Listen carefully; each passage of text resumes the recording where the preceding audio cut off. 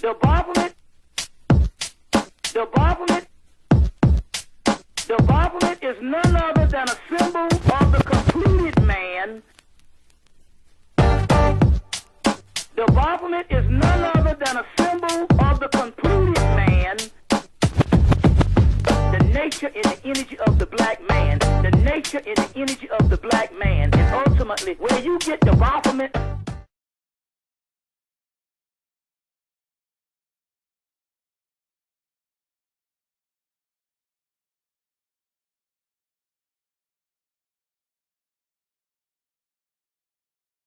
The word night is another word, not for the night as far as darkness is as the night, but the night as black as the blackamoors. To be a night was to be black. You see what I'm saying? So they set up the Knights Templar. Now, in so many words, the Knights Templar, when they set this word up, they venerated a version of the goat god Pan, which was, remember, Saturn, the black planet? Osiris, god of the perfect black, and venerated, for those people who don't know, they raised up this symbol of the goat god Pan to honor their teachers. Because the goat god Pan is after Saturn, Saturn is the black god.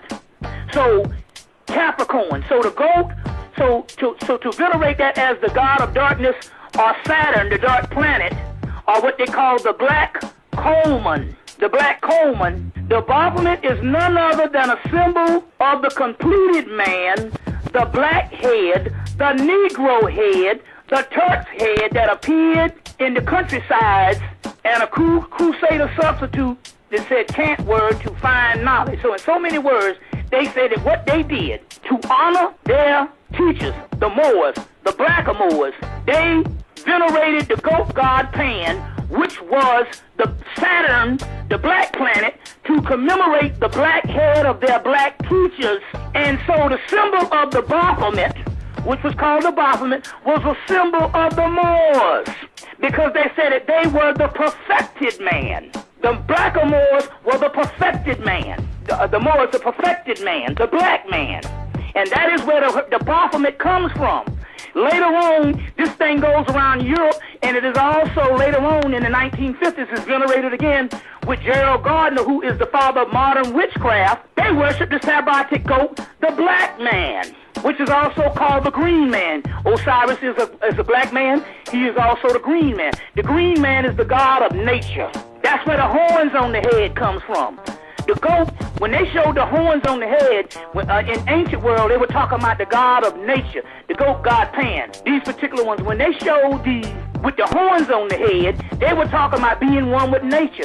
The horns of the head of Hathor, the cow goddess, later on, not only did she become the golden calf, the evil golden calf in Hebrew, the cow goddess, the horns off of her head became the head on the horns of the devil, as far as the god Canaan. All that is in a book called The Devil by Jeffrey Burton Russell. The Devil by Jeffrey Burton Russell. Another one of his books is called Satan, the Early Christian Tradition. And they show how all of these particular things got turned into Satan. They took ancient iconology and turned it into Satan. But the Baphomet is none other than the Moor.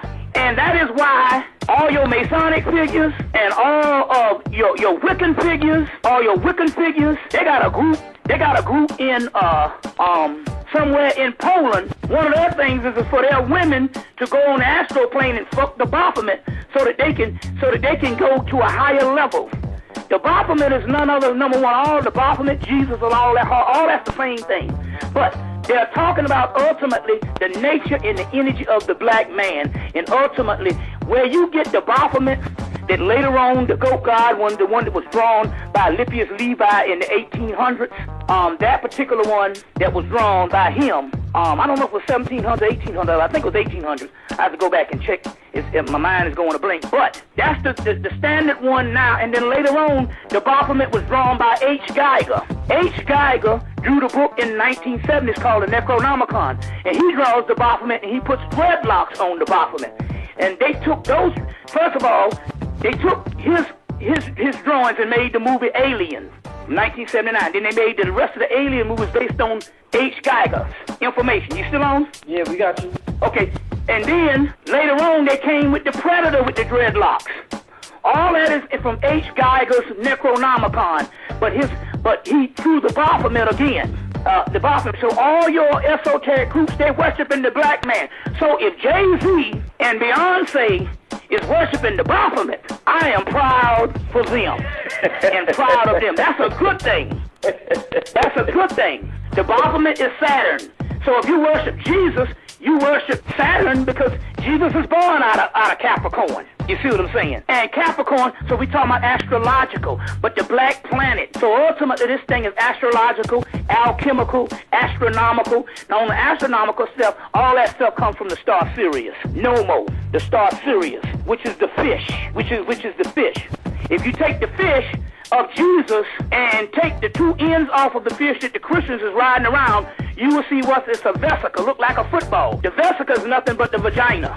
It's nothing but the vagina. And let her alone wash it for a couple of days and see don't it smell like fish. You see, they say we come from the sea. We come from the sea. That's why if you see in the movie in the last Pirates of the Caribbean, that woman Calypso in the movie, when she rose up, she had all the fish come from up under her. But that's also a form of Leviathan, and that's also a form of Jesus, the great fisherman. But Jesus is none other than Horus, a Heru. And Horus comes with his brother that's on the inside of him, which is Set. There's always two twins. It's Horus Set in Egypt mythology.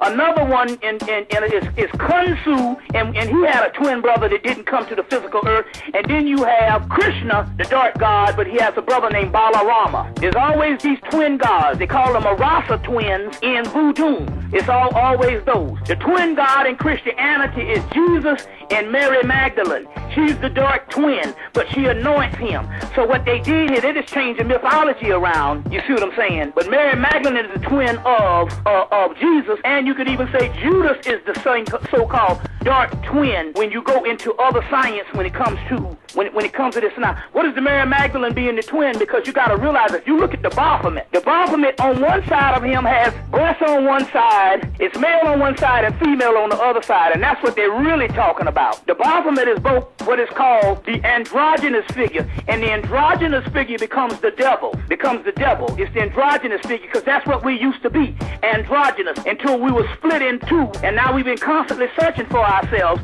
but what we're searching for in women is our feminine half, and what women are searching for in men is the masculine half, but it's all on the inside of us.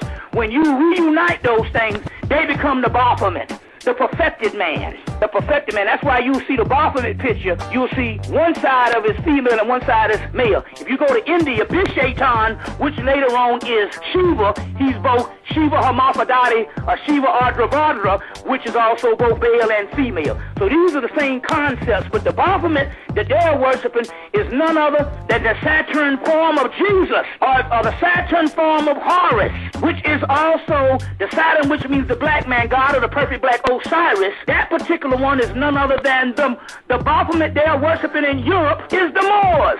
So we have the witches worshiping the Moors. The Wiccans are the biggest. The Wiccans are the biggest group, becoming one of the biggest groups in the world now. They got the fastest growing book, and they all worship the black man, the Sabbatic goat. They worship the Moors. The Baphomet is none other than a symbol of the completed man. The Baphomet is none other than a symbol of the completed man, the nature and the energy of the black man, the nature and the energy of the black man, the nature and the energy of the black man, and ultimately, where you get the Baphomet